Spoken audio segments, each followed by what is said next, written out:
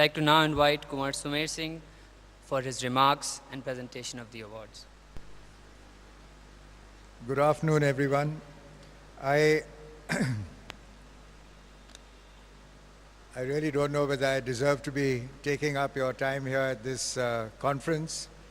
I did receive the invitation from Shamit, the Honorary Secretary, late last evening, so I suspect somebody dropped out. There was a speaker required, and he told me, you speak for 2 minutes. Now, I don't know whether he really meant 2 minutes or whether because his wife, like me, is a teacher and he thought if we get him on the stage, he's going to keep talking like all teachers do. So I'll try and keep it as short as possible, but thanks a lot for having me here. Now, yesterday, or the first Kal, typical example of what happens with the head of a school, because that's my experience, is education, schools, and colleges. So I'm going to give you an example from the head of a school. Everyone says the head plays a very important role in a school. And if you have a good head, you have a good school. The amazing thing is, a head is never trained. He's either a maths teacher, or an English teacher, or a geography teacher, or a physics teacher. And then one day, he's appointed the head of a school. And he's supposed to know, he or she is supposed to know all about labor laws, finance. I didn't even know how to read a balance sheet. HRD, government laws, PR. I mean, suddenly you're supposed to know everything, but you are never trained for it. There is no course, there is no training to become a head, which is why they normally never appoint a head in the same school where he works, because then everyone would catch on that he knows nothing. So they pick him up and send him off far away to a school where no one knows him. And there he tries to look wise and he tries to look contemplative so that his ignorance is hidden for some time. And it is that period, that initial period when he's a head, when he refers to the school in staff meetings and when he talks to parents and old students, he refers to the school as your school.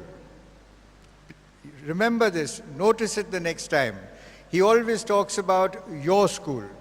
He hasn't yet started identifying with it, but his ears are open, his eyes are open, and he is noticing things and hearing things.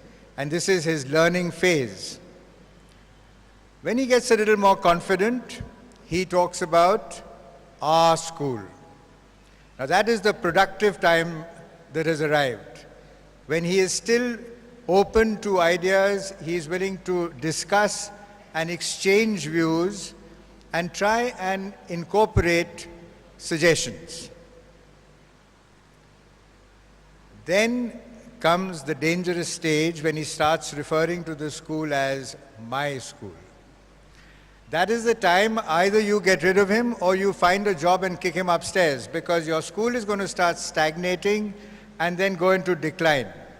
Every single suggestion that he receives, he perceives as personal criticism and does not want to hear it. He stops seeing what is there before him. And his subordinates recognize this. So they butter him up shamelessly because that's what he wants, and he swallows everything that they say. Now, this is the leadership trend of yesterday in a school. Today things have changed, and the change is that we are not looking for an individual leader. We are looking for a leading school or a leading organization. The role has changed of the head. He now has to build a team. He has to identify the right person for the right job. And having built a team, he has to then give responsibility, delegate, trust, and support.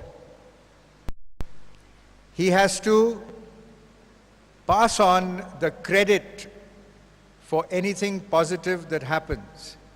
And he has to absorb the failures upon himself. Now he has a choice. He can also surround himself with pygmies and feel great about himself within the organization. But people outside the organization will not respect that organization.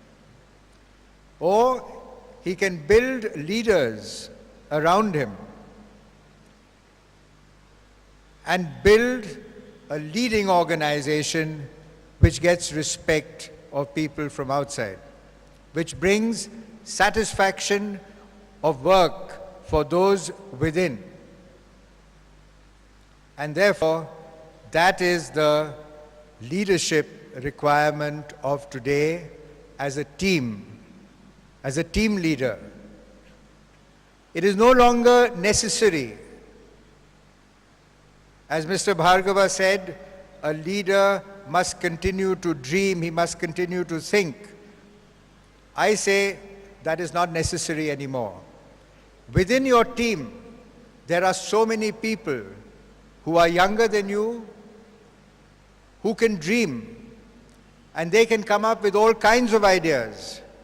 Your job as the leader is not necessarily generating ideas. It is to be able to identify an idea which is a good idea, an idea which is a workable idea, to support that idea, and then to give credit to the person in the team who came up with the idea. You don't need to be a great thinker anymore, but you need to be able to recognize that in itself is leadership, to be able to pick up somebody's idea and then support it through and see it succeed. You pick up the wrong idea, it doesn't work. It brings discredit and it brings with it disheartenment. Tomorrow, before we go to tomorrow, let me just say that yesterday's leadership was I. Today's leadership is we. And tomorrow's leadership is the we plus social responsibility. Because there is so much more awareness today that if you don't have social responsibility, you can't earn the respect. And therefore, tomorrow's leadership is the challenge of combining we with social responsibility. I hope I haven't wasted your time. Thank you very much. Taking the session forward, please introduce our next guest, Ms. Kalyani Jagu, Member of Parliament, Government of Mauritius.